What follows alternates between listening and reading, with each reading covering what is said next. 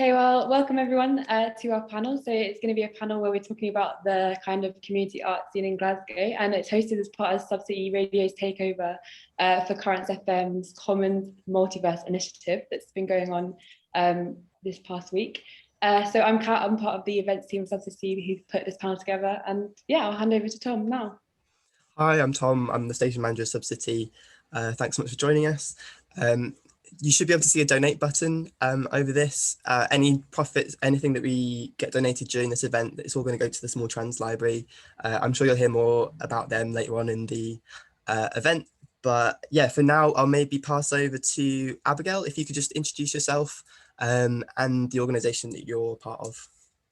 Hi, I'm Abigale. I work for a community interest company called Agile City. We're based up in Spears Locks in North Glasgow, and we operate across two post-industrial buildings, the Glue Factory and Civic House. Glue Factory is a mixed-use production space venue and artist studios, and Civic House is a cultural venue, soon-to-be workspace, and canteen and bar. We deliver those buildings. We also deliver a public program of engagement activities, mainly focused around continual learning. One of which is our summer school, our art, architecture and design summer school test unit. And then we also deliver Saturday schools, which run monthly and invite multiple creative practitioners to deliver workshops. And then it's often followed by dinner and a party, which Subcity would do amazing club nights at. So I think that's why I'm here. Fielding, do you want to go next? Hey, I'm Fielding. I'm based in London at the moment, but I also I do two things, I guess. I do Counterflows Festival, so I help produce and curate and organise that, and it's a festival based in Glasgow every year that's dedicated to lots of different forms of what one could call experimental music, but also takes in like folk music, electronic music, jazz, improvised music, all different sorts of stuff. We want to provide both the space and the facilities, both material that give artists the ability to share their work and share it in a social setting and make sure that art is kept inclusive. And the reason I'm down in London is because my full-time job is I work as the senior producer at Cafe Oto, which is an experimental music venue based in Dalston. How long have you been doing Counterflows for now? What year will we go into? It's 10 actually. 10 years, really? Wow. Yeah, it's kind of crazy, yeah. It's Alistair Campbell that started it, who used to be the director of the programme at the Stirling Tollbooth, and he runs AC projects, and basically it's me and him now that look after the festival and develop it and so on, and we've got a small team and we're happy to do it each and every year. It's cool. Brilliant. Isobel, would you introduce yourself and the Small Trans Library? Yeah, I'm Isobel, and I'm here today representing the Small Trans Library. So what do? We meet up and we give books to people if they want them. But more importantly, we've got a fund that we get donations for, and we just give it to trans people without asking them what they're going to spend the money on. So it's just helping people out that don't have money.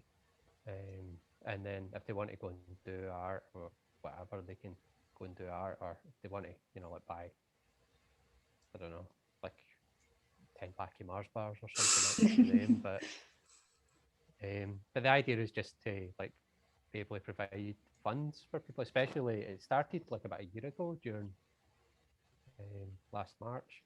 Yeah, it's March. I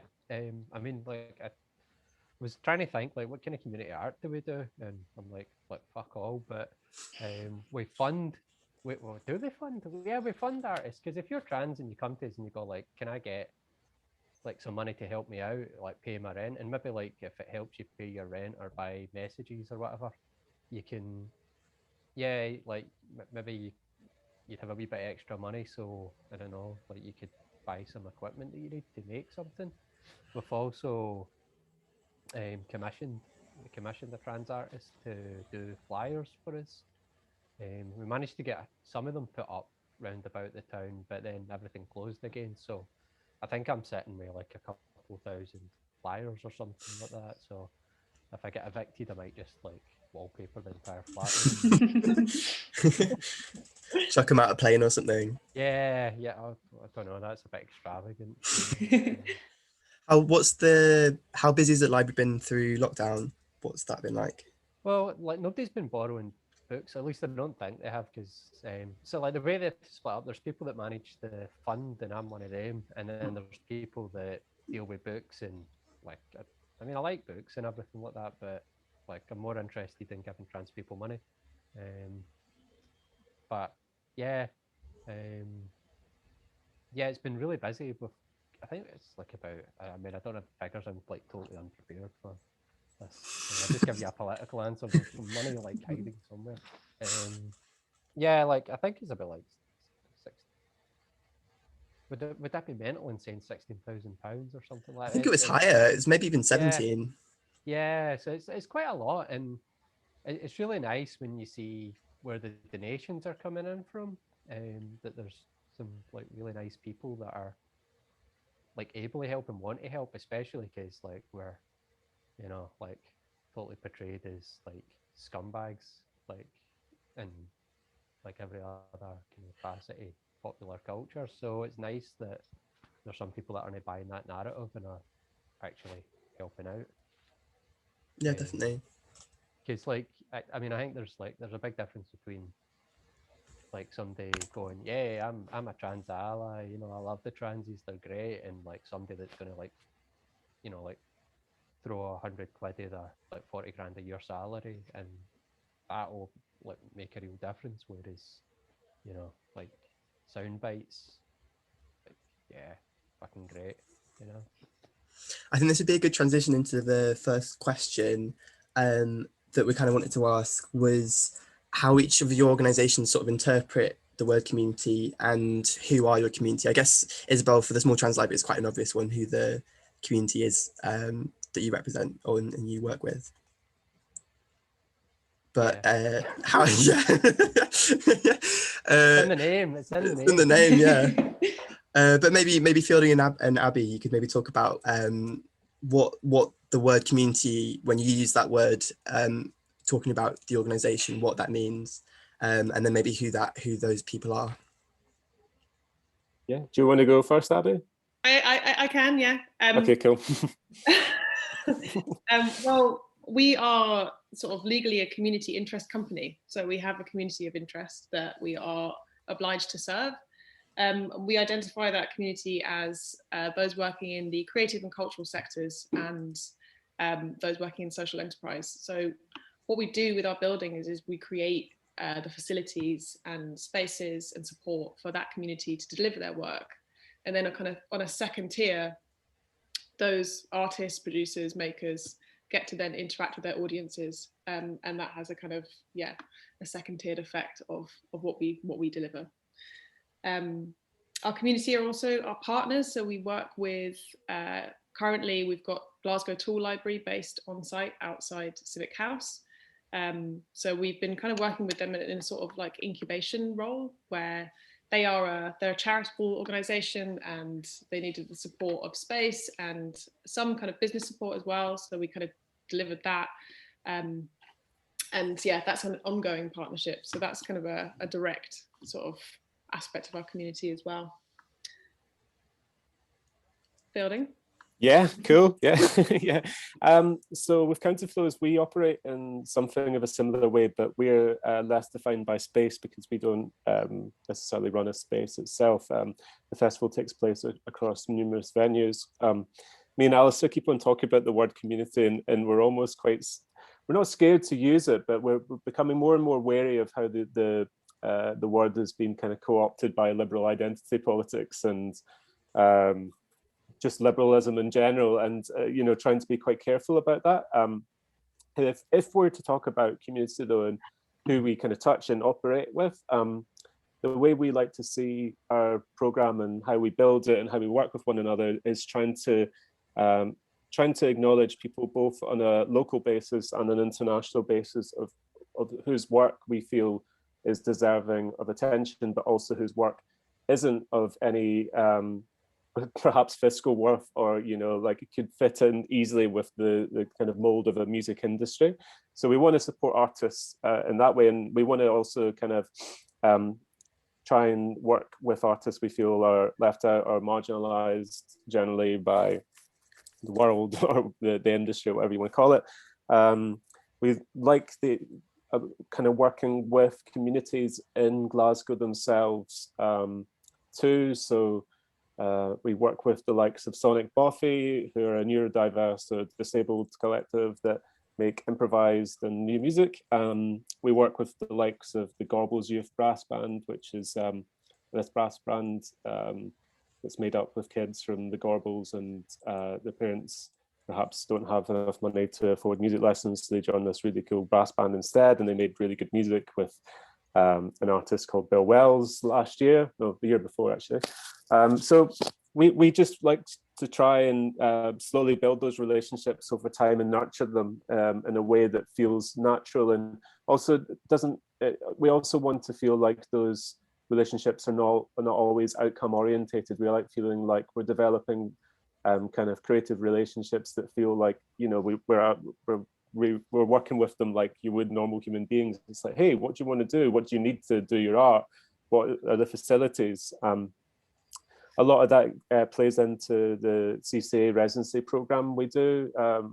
We have a residency program that happens, I think it's every 3 to 6 months, where artists can come in and just do whatever they want. You have to apply for it and stuff, but we're just trying to work out ways to basically help artists exist and do their thing. How does that sort of come into play in the venues that you choose as well? Does community come into any part of how you choose the locations for your festival? Yeah, it's a good question, because what we like to feel with the festival is the festival is representative of some ways of Glasgow and its communities, and how like people move between spaces and how we operate space. We were going to work with Civic House last year actually with the festival.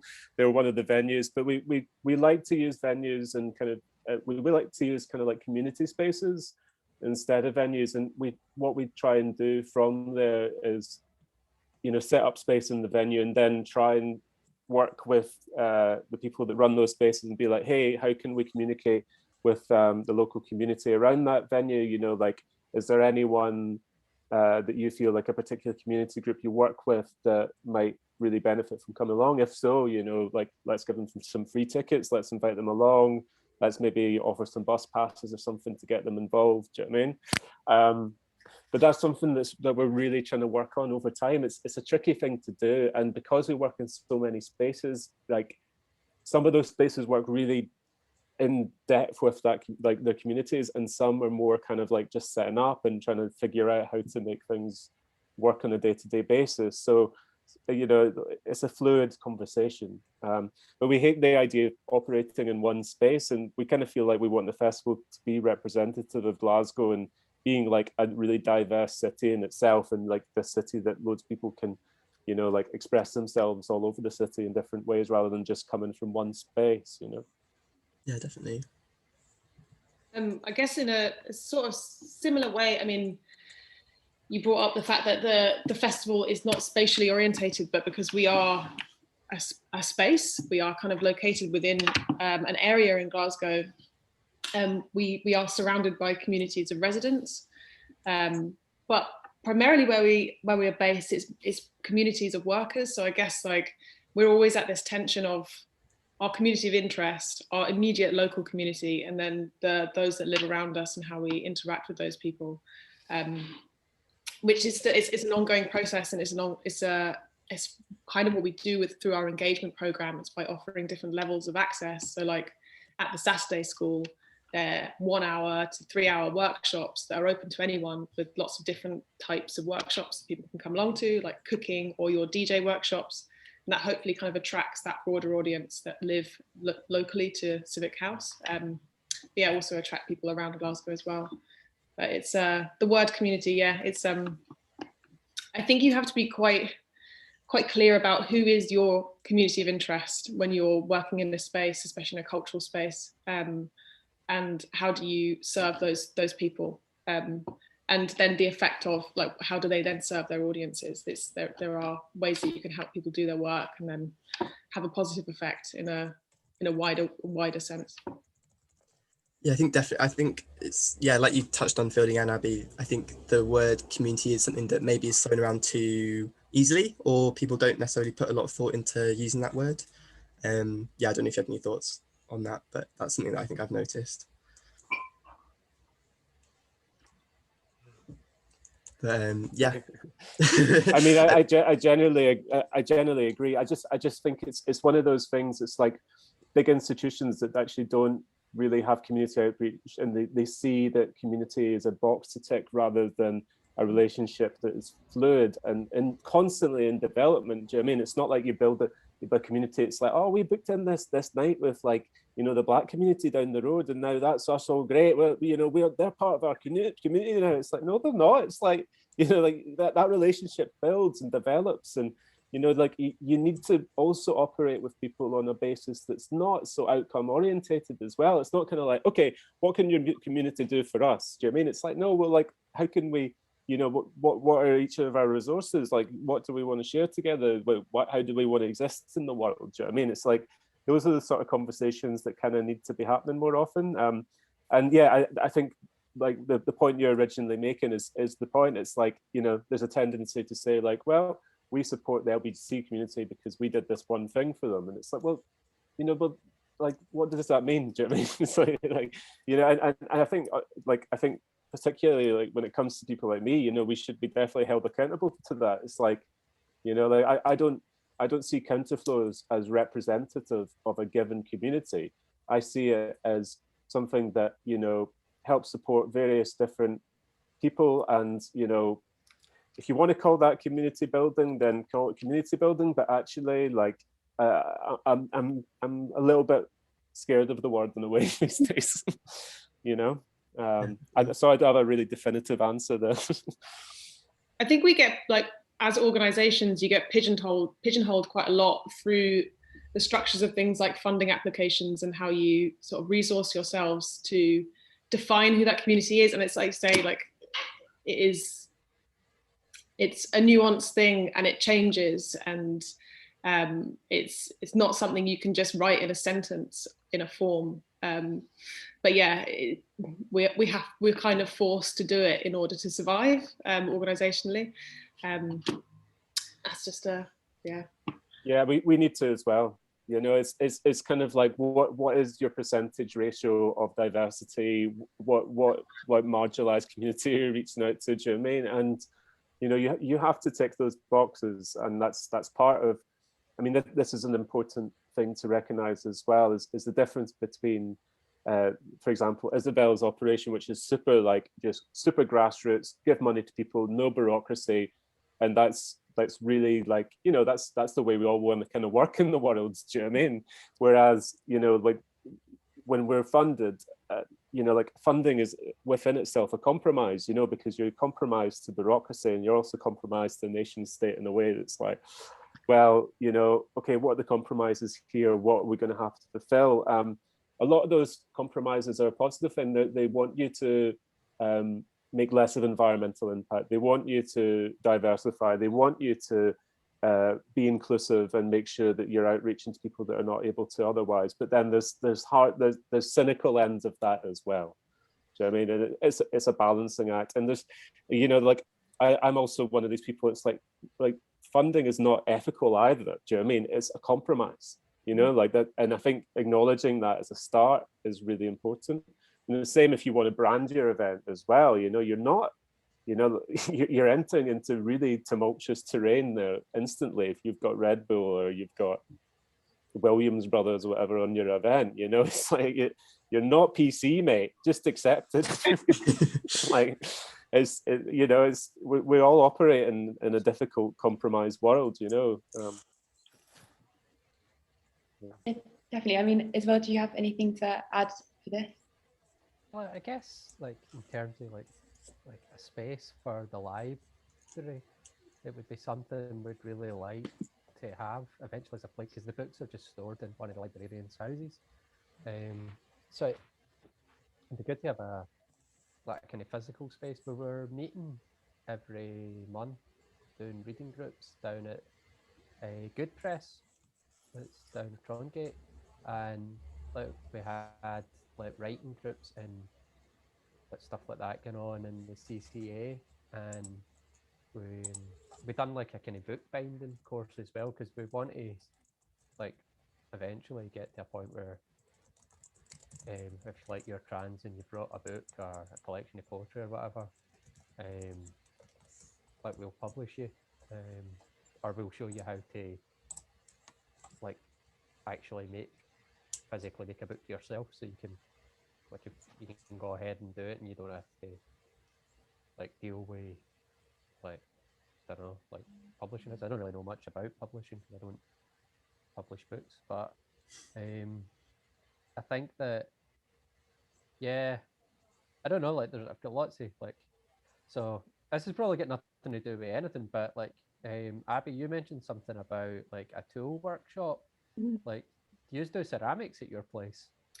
Not just yet, no. The tool library is a library of tools, so it's they collect tools in the container, and people can sign up to a membership and come and borrow them for a really affordable annual fee.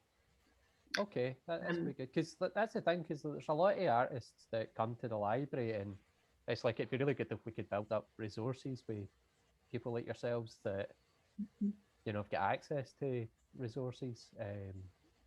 We could do it like that. I mean, I don't know, like I make music and sound and stuff like that, and like visual art, and like to be honest, I've always kind of like stayed away from getting involved with people. It's usually not worth the effort, especially like as a trans person. Like I mean, so many people working in the arts are just total pricks, you know. Like especially in Glasgow, like in the music scene, it's just full of fucking TERFs and scumbags and folk that'll platform like total hate and then like send you a message on Twitter or something saying, "Hey, I donated money to the trannies. Everything's cool, isn't it?" And it's like, no, fuck you, you know. And that's something that's like really difficult to like think about entering into a space with cis people and thinking, right, okay, I've got this thing to make, and when the whole time they're just looking at you like you're a piece of shit. And that's something that's just yeah. So it's like that. I think that's the main barrier to being like a trans artist, is just like overcoming people's transphobia, or overcoming like the idea that, well, you know, I'm really cool and I'm really liberal and everything like that, but you know, I'm still running a business and I'm still going to platform these cunts over here that are just wanting to like spread their hate. It's like, fuck off, you know, like just give us money, let us make our art, let us fucking have a library, and you know, while you're at it, give us money so that we can like buy medicine as well, because you know, like fucking trans healthcare is just a fucking joke as well, and it's yeah, so yeah. But I try and make really happy art. I try and like, just like make really nice, friendly stuff. You know, like I don't. Do you want to plug like, anything? I make horrendous noise to like inflict it on you all, but there's some nice, like soft, fluffy stuff in there as well. Yeah, so it's like a lot about relationships, isn't it, with other kind of communities, and rather than it being separate units, it's all about kind of building relationships, it seems. So it kind of comes on to our next question, which is like, how do you guys interact with and build your communities? And I think it's really interesting, when maybe Isobel, if you want to start us off about the small trans library, like how would people approach you? Or so I came across the library. I think I was following. I never done social media or anything like that. And then about 2 years ago, my like brick phone from 2002 broke, and somebody gave me a smartphone. So it's like, oh fuck, I'm going to try this Instagram thing, and like I followed like a load of things like Good Press and that, and it was like, oh, they're holding this thing, Small Trans Library. So I went along there, and I was like, oh, right, this is really cool and really nice, and it's like a trans space that's run by trans people, which is nice as well. And so like we advertise like our reading groups and that through social media, but we're not really like super visible, because it's like try being a trans person, like a visible trans person on the internet or on like social media, and you know, there's only so many times a day you can like take some fucking like numpty way, you know, I don't know, like some sort of like bizarre like Scottish independence type thing in the logo telling that you're a pedo, you know, just for existing, you know, and it's like that kind of stuff.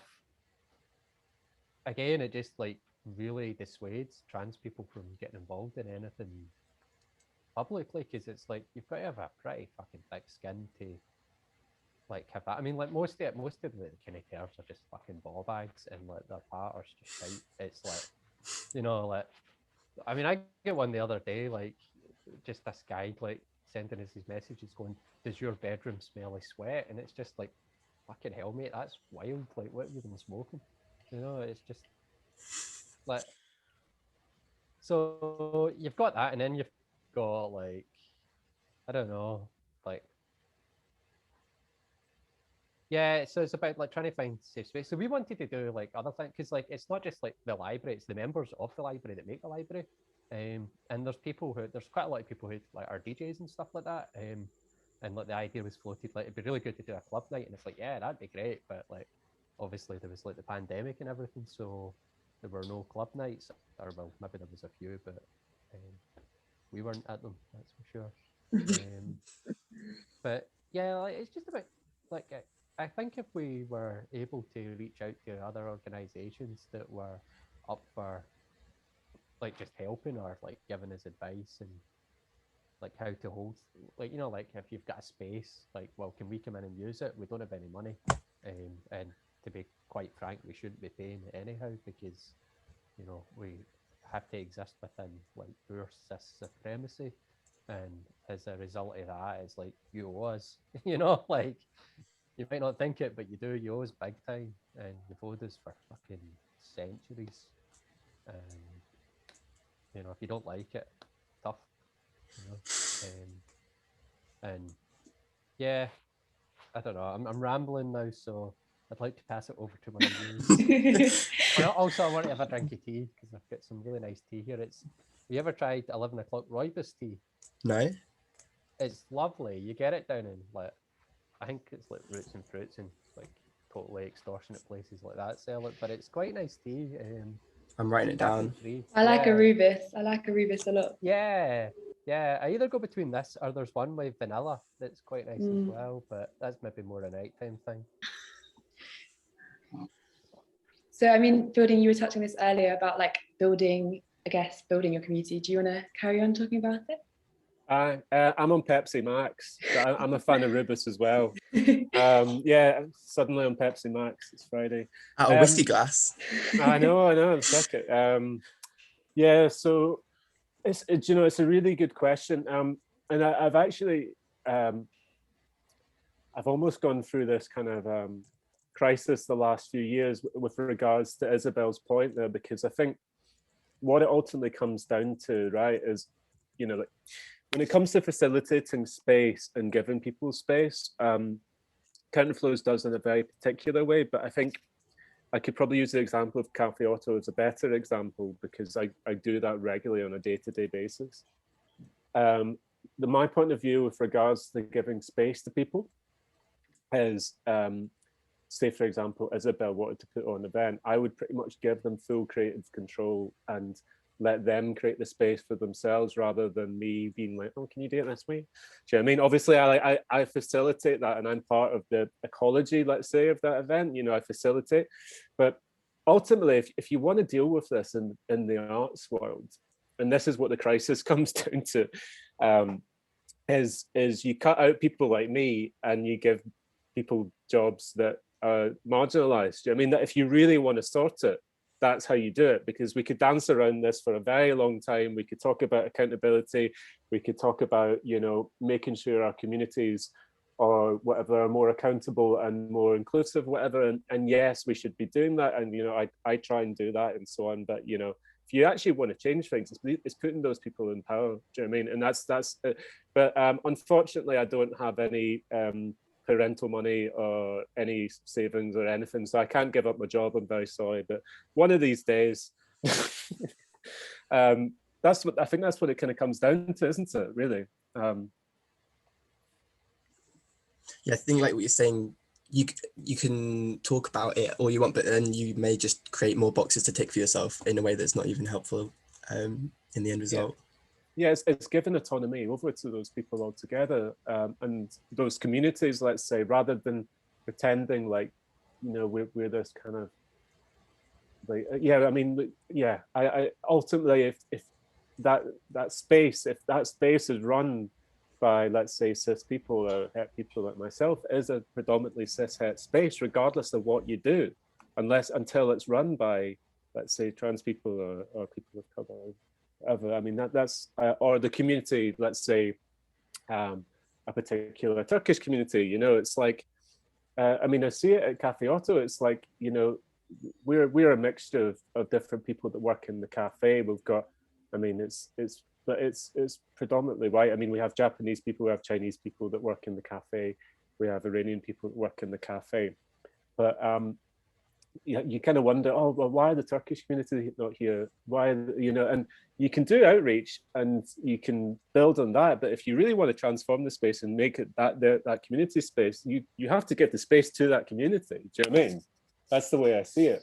It's like, we just got to accept that we're, you know, we are predominantly white space, and we'll do our best with our very limited resources to make a community feel welcome and to express themselves in space, and make sure that the space is theirs to feel comfortable within, and we listen to their needs and we build the space together. Absolutely.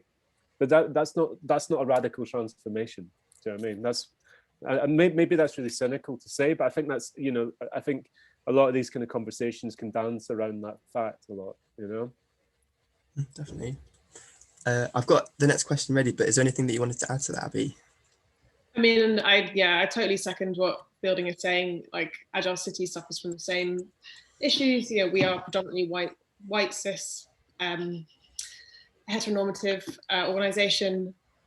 But what we do in a similar way is when we facilitate and give the space over to who we're working with, i.e. when you guys come in and run your club nights, I just step back and let you do it, because what you do is incredibly creative and kind of amazing. And it's kind of the thing that I love the most about my role is kind of creating that supportive framework for different types of creative people to come in and sort of blossom in that space. But I mean, I agree, Fielding, until, you know, my kind of sort of authority over that space is replaced by somebody of a marginalized community, it will never be their space. And I totally, I totally agree. And we do need to make pathways for radical change in the arts, and especially in Scotland, I think. Hopefully this conversation could be some kind of, Isobel, you know, we're networking here, we're doing a bit of Yeah, because like, I guess like I've known people in like the Glasgow music scene for years. Most of them I just avoid, but like it's really difficult to I don't know, like to approach them and work with them when you know that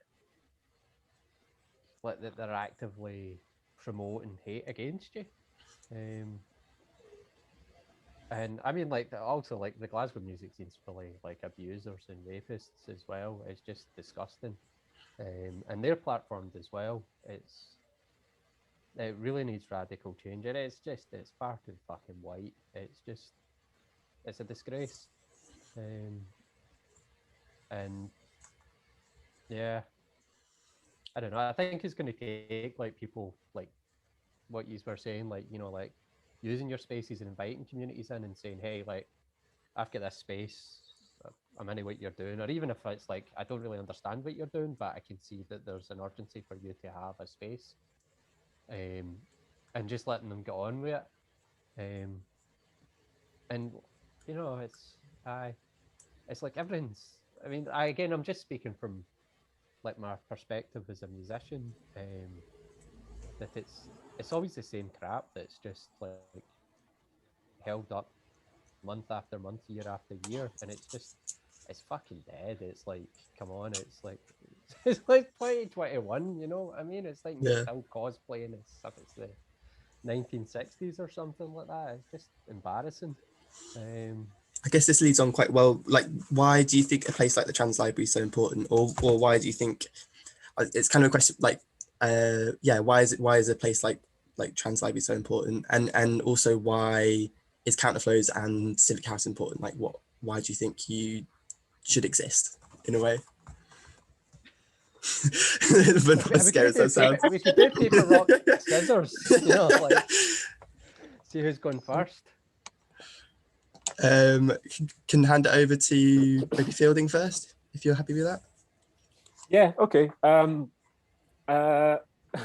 Gonna have to defend the corner here. That wasn't meant. I very much want all of your organizations to exist. It's a good question though. I mean, we have to consider this. I mean, because ultimately, you know, in the arts as well, we have to acknowledge that we're in a system that like systematically excludes people, and you know, how can we change that? But also, why do people like myself get funding and others don't? And it's a very good question. So with Counterflows, why do I think it deserves to exist? I think because there's various things that Counterflows stands for. We stand for supporting marginal music, of which and marginal artists, of which very rarely get any sense of, well, any sort of income ever, and any sort of material support to be able to even operate and produce their art on a daily basis. One thing I get really frustrated about is loads of people are like, oh, all experimental musicians are middle class or middle upper class. It's like, well, yes, a large percentage of them are, but there's a reason because of that. There are working class artists, and there's a lot of marginalized artists as well. So we want to support them, and we want to make sure that there's a way of engaging with music that's not just about Spotify and not just about the horrific music industry that exists right now. There's another way of looking at it, and also making sure that music is a really dynamic thing. It's connected to communities. It's connected to the world itself. It's made by human beings rather than these kind of like plastic avatars. We also, a big part of Counterflows is internationalism, which is something that's extremely difficult in the current shape of the world. We want to make sure we're continuing dialogues with artists that are not a huge part of the kind of, let's say, Western Northern Hemisphere world of music. I mean, we very rarely hear about music from India. We very rarely hear about music from China, Africa, Southern America, for example. So we want to try and make sure that we are platforming that and offering space to that. And I mean, this, like, you know, like Isobel's given a lot of righteous rage. I mean, I hate the music industry and indie scene and all that. I mean, you know, it's a homogeny, and it's filled with absolute diddies, and they make really rubbish music mostly. So I'm all for, like, you know, getting a bunch of weirdos together and also just having a really good time and sharing it in a way that feels like it's about life and about, you know, having fun. What's that? The Motherwell Festival down the by Motherwell the Festival. Aye. Seriously, we take over Hamilton Mausoleum. We use all the esoteric like power in there and all the marble that was plundered from Egypt, and we, you know, like broadcast it to constellations. This is the thing as well. Like, all the best art was made in Motherwell, man. Like, it's me and you. Who else? You know that Steve that runs Hyperdub came from Hamilton. Oh, yeah, it's well good. And who else? We got the Delgados. I mean, you've got an absolutely banging festival there as it is. Do you know what I mean? aye. Don't need the rest of you. This might be a good chance if you want to talk about any of the artists that you got coming up this year at Counterflows Fielding. I don't know if you want to touch on any of those. Yeah, there's various. It's a very international program, and the way that we're approaching it is not any live performances or anything. It's a mixture of audio-based works, and there's podcasts, and there's like films, actually, documentaries and stuff. I think a lot of people that are probably tuning in probably won't know a lot of the artists. I mean, maybe it's worthwhile I mention the local ones because that might feel nice. Helena Sell that Isobel works with sometimes. I think you've worked together, haven't you? Yeah, we done like the noise matinees that she put on, and we collaborated at one of them as well, where we played under the name ISO, so like, which is like Finnish for big, but it's also like the International Standards Organization, and also my name's Isobel, so it was quite funny. So it was like, I don't know, like a midday like blast, 6 people in a dug in the 13th note with some serious noise. Yeah. Well, she makes kind of like really kind of cruddied up synthesizer, noisy, but also compositional, improvised sort of music. She's got a durational piece that's coming at the festival. And one thing that's we want to see is we want to make sure it's a space for artists to open up about their practice. Like, it follows on from the idea about art being more than, you know, a click or a kind of ephemeral experience. Like, so Kay's got quite a durational interview with Stuart Smith that writes for The Wire and some places like that. Also local, Nako Krishnamurti, who's an Indian artist based in Scotland. He's another one of our local artists that's doing this new work with a dancer, and it's exploring the Carnatic caste system in India. So it's essentially a sound and visual work, which is then goes into depth about the Indian caste system, which is obviously pretty quite a heavy kind of political subject. And to use an example with that, with opening up as well, there's an interview with Nicole and an artist called Kiama Lamy, who recently invented this really amazing alternative tuning system, synthesizer system. I don't know if you've seen this online. I wish I knew the name of it, but instead of the kind of 12 chromatic scale, like it's basically like you can set your synthesizer and your music software so you can play like Indian scaled music, Arabic scaled music and stuff like that. It's really cool. So it's like this kind of decolonizing of electronic music he's trying to do. So he's he's got an interview with Nako Krishnamurti about Nako's work, and there's loads of other stuff. I mean, like I kind of like the idea of people not really knowing and not really, maybe not even caring about the music just coming on the stage. It's all for free.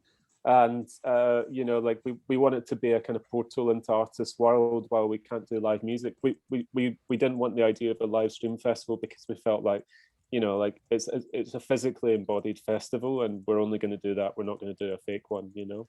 So it's a totally different thing. Is there anything that you wanted to say, Abby, about why you think Civic House and the work that Agile City does is important in the city? Yeah, I think that's a really good question, and it kind of makes you think, why? What are we doing? Especially when we've had a year out of not doing what we do, to kind of really drill into actually why are we here. And I think for me, like the community that used the space whilst we were open between 2019 and 2020 proved the need for Civic House's existence. And what's so lovely about Civic House is like all the different groups that used it would interpret that space in different ways. So like, for example, you guys would come in and use it as this heaving nightclub, and it was fantastic. And then a group like Docs Not Cops would come in and use it as a conference space. And then other groups would come in and use it for meetings and talks. So it's that, it had that hybridity and that flexibility that I think Glasgow is lacking in right now in a venue. It's not specifically an art space, but it can mold into that if it needs to be.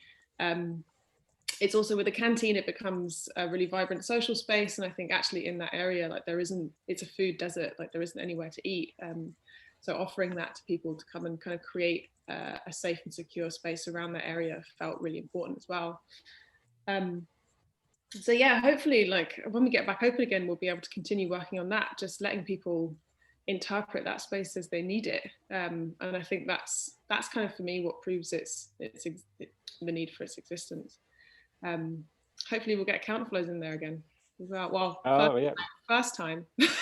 Yeah, that would be really lovely. And to be able to re-engage and have a chat about stuff would be really nice.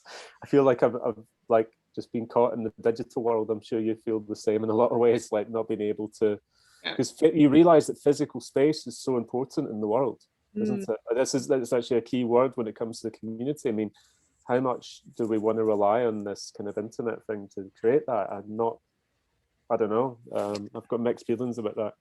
And I think that kind of like, that sort of segues into your last question about like, what does community mean post-COVID, is like, we've been forced into this digital sphere, and I feel like we're almost being kind of conditioned to think that we can just survive on this, and we can't. Like we need to get back in to being together. Like the thing that we need the most for our well-being and our mental health is personal connection, touch, being close to one another and having real conversations.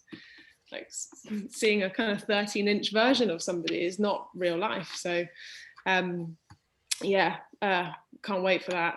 And also, Isobel, definitely get in touch, because it'd be great to hear what you'd like to imagine in Civic House when we're able to. Sounds great, yeah. I will do that. I think, well, sorry, Isobel. But I think that this leads really nicely on to our last question, which is, what are you guys hopeful about, like the future of like your individual community spaces, or just the kind of general community space of Glasgow? Yeah, I think it'd be really good if we had like a permanent base to have the libraries, because it, like I was saying at the start, it's not just books. It's like it's like if you're kind of feeling isolated and you come along, you don't even have to like if it's like a reading group, you don't even have to read the text. You can just sit there and like play on your phone or whatever, but just to be around other trans people and just like a nice, safe, chilled environment. That's really important. So like, and like the previous question, like why is it important? Because it gives a lifeline to people. I mean, there's like the Glasgow trans support group that operates out of LGBT health and wellbeing, but that's about the only other like kind of resource that there is in town, and like all of that's online as well now. Whereas I think with the library, it's because it's run by volunteers. It's kind of like we have our meeting in that, and like we talk about some text, and like everybody gets a chance to show how intelligent and smart they are, and then we maybe go and like eat chips or something like that and just hang out. And that's the thing that I really like about it, is just going. And also like I've had jams with people through the library where they've been like, oh, like I've always wanted to play the bass, and it's like, yeah, fuck, great, like come on up to my house. Like this is before like the pandemic, well, not breaking the law. And they'd come up and we'd have a jam, or like they divide years for stuff that they do, or they, you know, like they make stuff, and it's just like networking again. But yeah, it'd be really good to like connect more with like people like yourselves that have got actual spaces and that probably know a lot more about yeah, like how to, I don't know, like access stuff. Because I mean, like I don't, and again, like personally speaking, like I've never really kind of I didn't even know that you could apply to Creative Scotland or stuff like that for like a hardship grant. Like I had no idea you could apply for money to like make art. Like for years, like decades, I've just made like records because I like making records. I like making records. I really do. I'm convincing myself here I really like making records. But it's like, it's just something that I do, and I've done it since I was about 8 years old. Like I've made albums and like left them in phone boxes and stuff like that and distributed them that way. And yeah, so like I think like there's a lot of information that's just lacking. Like I mean, like if like the Scottish government wanted to give us money to like, I don't know, like put out a couple of albums, and fuck yeah, I'm up for that, you know. Definitely help. But yeah, so I guess like networking would be really good. But I think like it's really important for us to exist, like the library to exist, because it like gives a sense of community to a lot of people who are just sometimes too fucking terrified to leave the house, you know. And that's fucking mental. That like, how can you start thinking about like making art if, you know, like going to the shops to get your loafy bread is, it's like a fucking odyssey, you know? It's like what's going to happen to me on the way there? What's going to happen on the way back? And so another thing that like take that into account, that I really want, and that's that. Oh yeah, right. This is just everything starting to slot in as we're still like 5 minutes left. But like, so if you have got venues, like one of the things I wanted to do before the pandemic was like start a self-defense class for trans people. And that's basically, like, I done karate for a couple of years in the Arctic Circle, and I was like trained by like this guy is like a 10th Dan former sergeant major who used to just like gives all this like fucking amazing like information. We do like hostage like combat and stuff like that as well. It's pretty wild. But he get trained by somebody from Glasgow, so he thought that it was some kind of like weird spiritual thing that I'd moved to the Arctic Circle, joined a karate club, and it like 40 years ago he get trained by a guy from Greenock. Weird, maybe not. So so like if we could get like a space where, and like maybe like figure out a way to get funding and get crash mats because nobody likes falling on the floor. And like doing stuff like that's part of the library as well. I don't know, would you call that outreach work? I don't know the terminology, but it's like if you're a member of the library, then it's like, hey, do you want to learn self-defense? Well, here's a class, and it doesn't cost you anything. And that's the main thing about it. It doesn't cost you anything to be involved in the library. There's no membership fees. Like if we take people out after a meeting or a reading group, and we'll buy you chips because we've got money in the library's fund, and like we'll buy you your dinner, we'll make sure you've got food.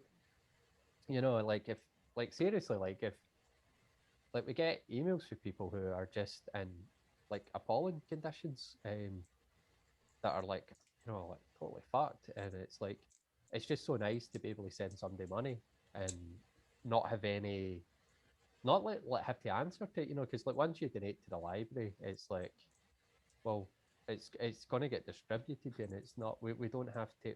So like you were talking about, like you have to like be answerable for your funding.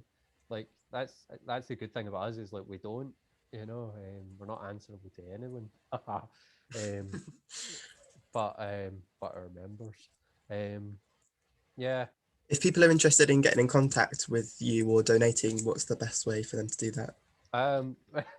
It's on Twitter. Like, so there's a Twitter page for the Small Trans Library Glasgow. I haven't a clue what the email address is. I mean, I could look it up, but I've got the thing on the computer. I could, yeah, that's probably the way to do it. There's something like that. I'm like totally useless with tech. But yeah, we're on Twitter, Small Trans Library. Just if you're a TERF, fuck off. If you're mega rich, hi.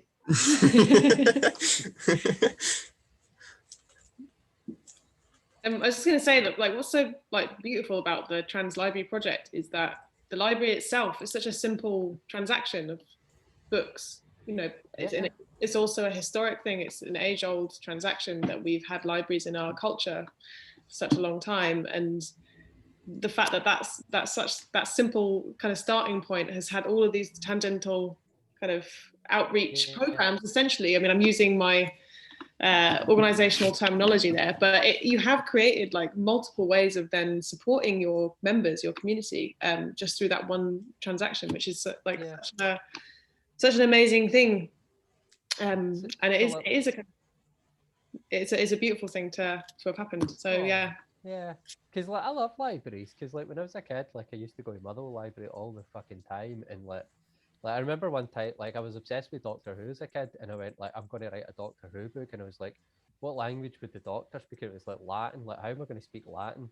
So I just went to Motherwell Library and like got a Latin dictionary and wrote like a chapter in Latin, and then I don't know what I've done with it, but like libraries are so fucking important, especially like if you're like in a marginalized community, like, or like even if you're just like you can go to the library and like if you're in like kind of like, I don't know what you call it, but it would be like technology poverty, like you can't afford to have a phone line in your house, so you need to use the internet to access stuff.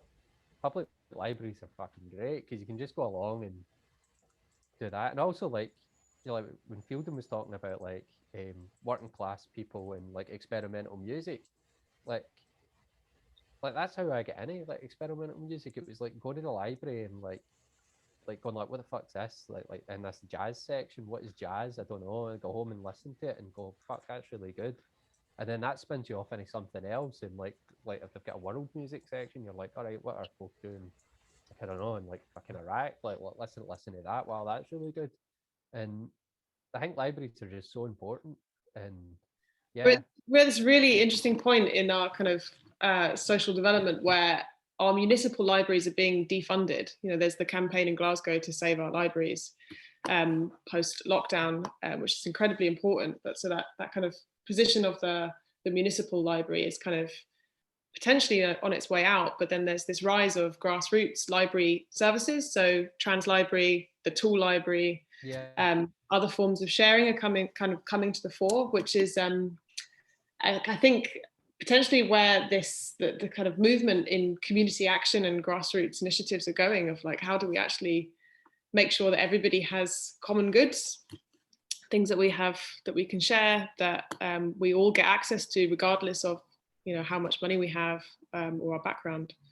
So yeah, hopefully, I don't know, your point about the future, hopefully that's where we're going, that there's going to be more of that kind of action where we all realize that we're stronger with more things together. You know, public luxury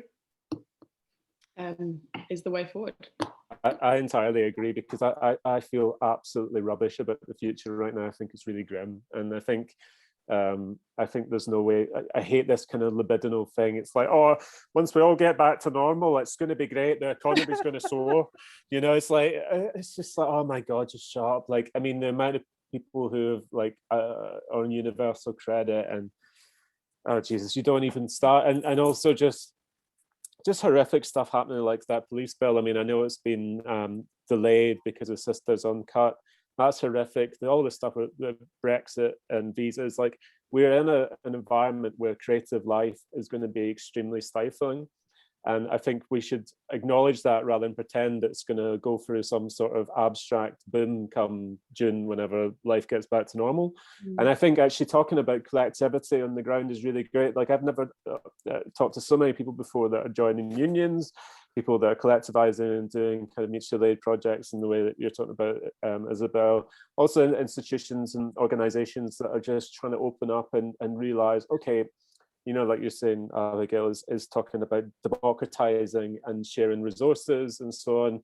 That's kind of what gives me hope right now, because I think otherwise we're about to, I think there's no way of kind of, you know, like putting like fancy flakes on the cake. It's a cake of shit. Do you know what I mean? It's like, it's a pretty bad situation right now.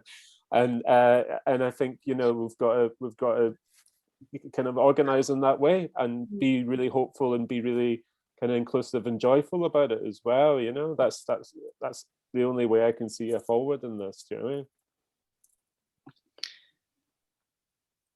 Sorry, I'm muted. Yeah, thanks so much everyone for taking part. Really appreciate the time. Once again, if you want to donate, all this money will go to the Small Trans Library. I'm sure it's very obvious now how important spaces like this are. So yeah, please attend Counterflows, please attend Civic House, please donate to the Small Trans Library. But yeah, until then, we've got a workshop on remix culture and how to remix that's coming up soon. But yeah, hopefully stay tuned and we'll see you all soon. Thanks very much.